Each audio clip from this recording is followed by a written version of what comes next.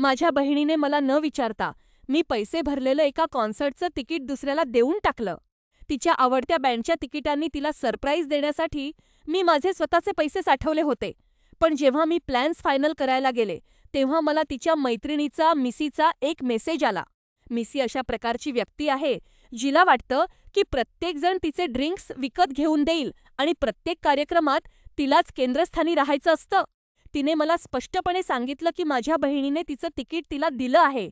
जेव्हा मी माझ्या बहिणीला फोन केला, तेव्हा तिने माफी मागितली सुद्धा नाही.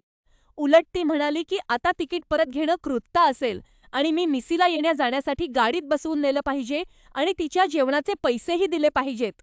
तो प्रवास राज्याबाहेरचा होता आणि मला अजिबात न आवडणारी व्यक्ती सोबत घेतल्यामुळे माझा आणखी $150 खर्च होणार होता.